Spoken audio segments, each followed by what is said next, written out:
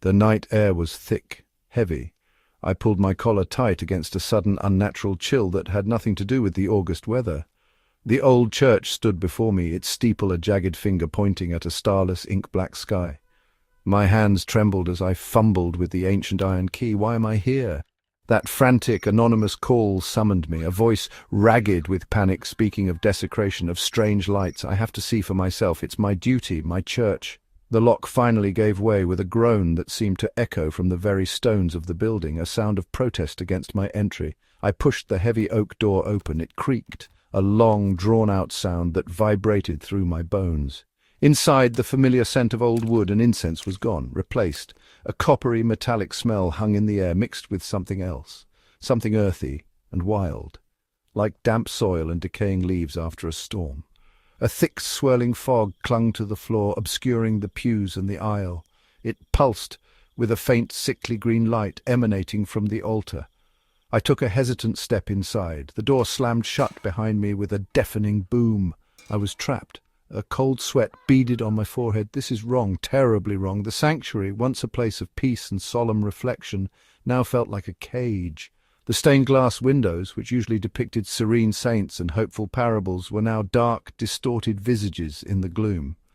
The silence was a living thing, pressing in on me from all sides, suffocating and malevolent. I could hear my own heart, a frantic drum against my ribs, a desperate rhythm in the oppressive quiet. "Hello, is anyone here?" The only answer was the faint rhythmic sound of chanting. I crept forward, my polished shoes making no sound on the cold stone floor, as if the fog itself was muffling my presence. The chanting grew louder, a low hum of feminine voices speaking in a language I did not recognize. It was ancient, guttural, powerful.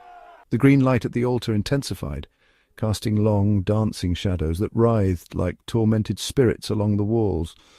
I peered through the mist, my eyes straining to make sense of the scene. I could see figures now, 3 of them, cloaked in darkness, standing where I usually delivered my sermons. They were not praying. They were performing something else entirely. The 3 figures stood motionless around the altar. They were women. Their faces were obscured by deep hoods, but their intent was clear in their rigid posture. The one in the center, taller than the others, seemed to be leading the incantation. This was Aisha. Her voice was the anchor of the chant, a low and steady drone that held a terrifying authority. On the marble altar, where the holy book usually rested, lay a collection of disturbing artifacts, twisted branches, strange dark stones that seemed to drink the light, and a silver bowl, ornate and beautiful, but filled with a dark viscous liquid that steamed in the cold air. The air grew colder still. The unnatural fog thickened, coiling around the pews like ethereal serpents. I felt a pressure building in my ears, the ancient words of the witches vibrating not just in the air, but within my very soul. One of the women dipped her fingers into the bowl. She drew a complex, jagged symbol on the altar stone. The symbol glowed for a moment with a malevolent red light before fading back into the darkness of the marble. It was a sigil of power, a mark of dark magic I had only read about in forbidden texts the church had kept locked away for centuries. A primal fear gripped me, an instinct screaming at me to flee. This was not just desecration. It was an invocation. They were calling something ancient and hungry. The smell of blood was stronger now, unmistakable and nauseating. The rhythmic chanting reached a fever pitch, the words sharp and percussive, striking the air like a hammer against an anvil. The candles on the altar flickered wildly, their flames dancing in a non-existent wind, casting the scene in a horrifying strobe-like effect. He saw their faces then, just for a second, as their hoods fell back. Their eyes were ancient, full of hate. My resolve broke. This was a battle I could not win with prayer or reason. I turned, my body finally responding to the terror that had paralyzed my mind. I lunged for the great oak door, my hands slapping against the cold, unyielding wood. I pulled at the iron handle, rattling it with all my strength. It was useless. It felt as if the door had been fused to its frame, sealed by a power far greater than any simple lock or bolt. The chanting behind him stopped. An abrupt, chilling silence fell over the church, a silence that was somehow more terrifying than the noise it replaced. He was noticed. He spun around, his back pressed against the door. The 3 women were looking at him. Their eyes, pools of shadow in the dim light, were fixed on him with an unnerving intensity. The central witch, Aisha, took a slow, deliberate step forward. The fog parted before her as she moved. Leaving so soon, Minister? Her voice was calm, almost conversational, but it held an undercurrent of ancient fury that made the hairs on his arms stand on end. The service has only just begun. We have been waiting for you for a very long time. Generations, in fact. Panic gave him a final burst of desperate strength. He ignored her, turning his attention to the side chapel door, a smaller exit he used after late services. He sprinted towards it, his footsteps now echoing loudly in the cavernous space. He was halfway across the transept when the floorboards before him began to groan and splinter. Thick, thorny vines, black as tar, erupted from the stone floor. They twisted and writhed like living things, growing with impossible speed, blocking his path. They were covered in sharp, cruel thorns that dripped a dark, viscous sap. He recoiled, stumbling backward and falling hard onto the cold stone. The vines continued to grow, weaving themselves into an impenetrable wall of thorns that sealed off the chapel exit. They snaked up the pillars, their thorns scraping against the stone, a sound like nails on a chalkboard. More vines burst from the floor near the main entrance, sealing that escape route as well. They were caging him in, turning his own sanctuary into a prison of living, malevolent wood. The church was no longer his. It belonged to them now, to the earth they commanded. He scrambled backward on his hands and knees, away from the encroaching thorns, his eyes wide with a terror he had never known. The witches watched him, their expressions unreadable. They hadn't moved. They hadn't needed to. They let the raw, untamed power of the woods do their work for them. The church creaked and groaned around him, the very structure seeming to protest the profane energy that now filled it. He was cornered, a rat in a trap of their making. The last vestiges of his hope evaporated, replaced by the cold, hard certainty of his doom. Aisha glided towards him, her movements fluid and silent. She stopped just a few feet away, looking down at him where he huddled on the floor. Her face was illuminated by the green glow from the altar, her features sharp and severe. "You look frightened, Thomas," she said, her voice laced with a cold, mocking pity. "You should be, but this fear you feel now is nothing. It is a pale shadow of the terror your ancestors inflicted upon ours. They hunted us, they burned us, they drowned us in the very rivers we held sacred, all in the name of the God you preach about from that altar." The minister stared up at her, speechless. He knew the town's history, the dark chapters they preferred not to speak of, the witch trials of centuries past. He had always considered them a sad, barbaric footnote, a mistake of a less enlightened time. He never imagined that the grudge, the hatred, could have survived for so long, that it could be so potent, so alive. "That was centuries ago," he stammered, his voice weak. "I had nothing to do with that. This is a house of God, a place of forgiveness." Aisha let out a short, harsh laugh that held no humor. "Forgiveness," she spat the word as if it were poison. "Your God offered no forgiveness to the women your predecessors dragged from their homes. This building is no house of God. It is a monument built on stolen land with stones consecrated by the blood of the innocent. We are merely here to reclaim it, to balance the scales. Your line, the line of ministers in this wretched town, has overseen generations of silence and forgetting. Tonight you will be the one to remember. You will pay the debt." She gestured back to the altar, and her two companions began to chant again, their voices lower this time, more menacing. The sigil they had drawn earlier began to glow once more, pulsing with a deep crimson light. "Your ancestor, Minister John, led the charge," Aisha continued, her voice dropping to a venomous whisper. "He pointed the finger. He lit the first pyre. He stood where you stand and condemned women whose only crime was to honor the old ways. Their blood cries out from the soil this church stands on. Tonight we will finally give them peace, and your blood will sanctify the pact." The ritual began its final terrifying phase. The two other witches moved with a synchronized, practiced grace that spoke of years of rehearsal. One of them picked up a small razor-sharp obsidian knife from the altar. The other held the silver bowl steady. Aisha remained focused on the minister, her gaze pinning him to the floor. The chanting intensified, the words weaving a tapestry of dark energy that made the very air feel thick and heavy, like water. The green light from the altar pulsed faster now, in time with the frantic beating of his heart. One of the witches held out her arm over the bowl. Without a moment's hesitation, the other drew the obsidian blade across her palm. A line of deep red welled up instantly. Blood. It dripped into the silver bowl, a steady, rhythmic patter against the metal. The blood mingled with the dark liquid already there, and the mixture began to bubble and steam, releasing a plume of vapor that smelled of iron and damp earth. The witch showed no sign of pain, her face a mask of serene focus as she continued to bleed for the covenant. The minister watched in abject horror, unable to look away. This was real. This was happening. The stories, the legends, they were all true. Magic was real, and it was a terrible, vengeful thing in the hands of these women. The second witch then did the same, slicing her own palm and letting her life force drip into the consecrated bowl. Their mingled blood swirled in the chalice, the crimson patterns glowing with an inner light. They were binding themselves to the power they had summoned, sealing their intent with the most potent offering they possessed. Aisha turned from him and approached the altar. She did not cut herself. As the leader, her role was different. She raised her hands over the bowl, her fingers splayed, and began to speak in a voice that was no longer her own. It was deeper, resonant, layered with the echoes of other voices, the whispers of all the witches who had come before her. The church itself seemed to groan under the strain of the power she was channeling. The vines tightened their grip on the walls, and dust rained down from the rafters as the ancient building trembled. With the offering complete, Aisha reached for the final artifact on the altar. It was a blade, but unlike any he had ever seen.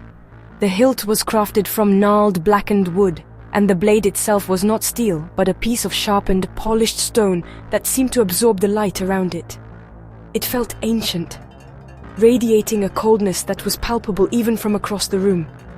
As she lifted it, faint whispers seemed to emanate from the blade, a chorus of ghostly voices sighing in the oppressive silence. This was the blade of whispers, the instrument of their vengeance. She turned back to him, the blade held loosely in her hand. She walked towards him, her steps slow and menacing. Each footfall was a drumbeat marking the final seconds of his life. Your ancestor used a torch, she said, her voice a low growl. A crude and vulgar weapon. Fire purifies, he claimed, but it only cauterizes the wound, it doesn't heal it. This blade is different, it does not burn. It severs. It will sever your soul from this world, just as your church severed our people from our magic. An eye for an eye, minister, a soul for a soul. He tried to plead, to beg for his life, but the words caught in his throat. All he could manage was a choked sob. He was utterly powerless, a fly caught in a spider's web. The supernatural force she commanded pressed down on him, a physical weight that made it impossible to move, almost impossible to breathe. The whispers from the blade grew louder as it neared, swirling around his head, filling his mind with the pain and anguish of those who had died centuries ago. He could feel their sorrow, their rage, their desperate cries for justice. Aisha stood over him, the blade raised. The green light from the altar illuminated her face, twisting her features into a mask of righteous fury. Do not be afraid of the darkness, Thomas, she whispered, a cruel smile playing on her lips.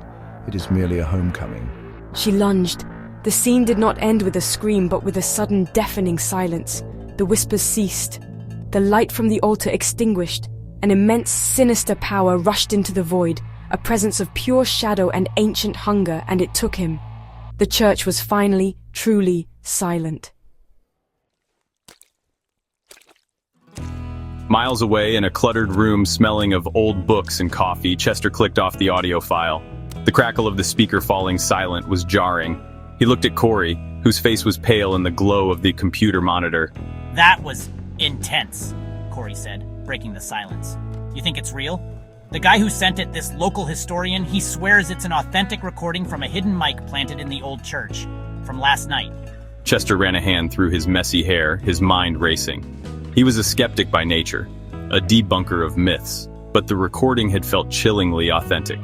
The audio file was a local legend come to life. Everyone in town knew the stories about the old church on the edge of the woods, tales of strange lights, of whispers on the wind, of the spirits of accused witches still haunting the grounds where they were wronged. They were stories told around campfires, meant to spook teenagers, but the recording, the terrified pleading of the minister, the calm, cold voice of the woman, the chanting, it was too detailed, too raw to be a simple prank. It was the story of Minister Thomas, who had been reported missing that very morning. People don't just vanish, Corey, Chester said, leaning forward. And that sound? The vines. The cracking wood. It sounded like the building was coming apart. He replayed the last few seconds of the audio. The strange, layered voice of the witch. The sound of a rushing wind, and then Nothing. Utter silence. It was the abruptness of it that was so disturbing. No struggle, no final cry, just a clean, sudden end. It was as if the minister had been simply erased from existence. Curiosity, that dangerous and irresistible impulse, began to gnaw at him. He had to know more. He had to see for himself. "Come on," Chester said, standing up and grabbing his jacket. "We're going out there." Corey looked at him, his eyes wide. Out there? Now? It's the middle of the night and you just heard that. Are you crazy? Chester just grinned, a flicker of excitement overriding his fear. "Probably," he admitted. "But when has that ever stopped us? We'll just take a look from a distance, see if anything's happening. What's the worst that could happen?" The woods were darker than Chester had anticipated. The moon was hidden behind a thick blanket of clouds, and the canopy of ancient trees blocked out what little light remained. Their flashlights cut sharp, nervous beams through the oppressive darkness, illuminating gnarled roots that looked like grasping claws and shadows that danced at the edge of their vision. Every snap of a twig, every rustle of leaves sounded unnaturally loud in the profound silence. Corey was right behind him, his breath coming in short, anxious puffs. The story from the recording played over and over in Chester's mind. They followed the old, overgrown path that was said to lead to the back of the church grounds. The air grew colder as they walked deeper into the woods, a familiar, unnatural chill that Chester now recognized from the audio file. He shivered, pulling his jacket tighter. The scent of damp earth and pine was thick in the air, but underneath it there was something else.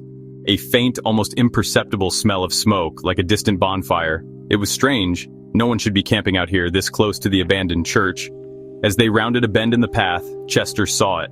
A faint, flickering orange light ahead, filtering through the dense trees. He immediately clicked off his flashlight and grabbed Corey's arm, pulling him down behind a large, moss-covered boulder. "What is it?" Corey whispered, his voice trembling slightly.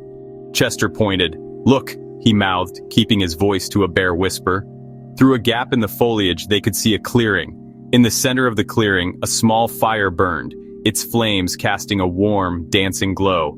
They crept closer, moving from tree to tree, their hearts pounding in their chests. The skepticism Chester had felt back in his room was gone, replaced by a potent cocktail of fear and fascination. The recording was real. Something was happening out here. Something connected to the minister's disappearance. He felt like a trespasser, an intruder stepping into a world that was not meant for him. A world of dark secrets and ancient power that had lain dormant just beneath the surface of their quiet little town. From their hiding place behind a thicket of ferns, they had a clear view of the clearing. It wasn't a bonfire, it was a ritual. A group of women, maybe 5 or 6 of them, stood in a circle around the fire. They were dressed in simple, dark clothing and they were chanting. It was the same rhythmic, guttural language from the recording. Their voices rose and fell in unison, a low, hypnotic melody that seemed to make the very air hum with energy. Chester felt the sound vibrate in his chest, a deeply unsettling sensation. One woman, who seemed to be the leader, stood slightly apart from the others, her face illuminated by the firelight. She held her hands out over the flames, her expression one of intense concentration. Chester couldn't be sure, but she looked like one of the women he had seen in the town's historical archives. A descendant of one of the families from the witch trials. The thought sent a fresh wave of ice through his veins. This wasn't a reenactment. It was a continuation. A legacy of vengeance passed down through generations. Corey tugged on his sleeve, his eyes wide with terror. He wanted to leave, now. But Chester was frozen, captivated by the scene before them. He saw one of the women toss a bundle of herbs into the fire, causing a plume of thick, white smoke to billow into the night sky. The smoke carried a strange, sweet scent that made his head feel light. The chanting grew louder, more urgent. He felt an inexplicable pull towards the fire, a dangerous curiosity that urged him to step out from the shadows and see more, to understand what he was witnessing. He held up a hand to silence Corey, pressing himself flatter against the damp earth. They had to stay hidden. To be discovered now would be a death sentence. He knew that with absolute certainty. The women in the clearing were not playing games. They were communing with something old and powerful, something that had already claimed one man that night. Chester and Corey were no longer just curious kids chasing a local legend. They were witnesses. And in a world of dark secrets and ancient grudges, being a witness was the most dangerous thing of all.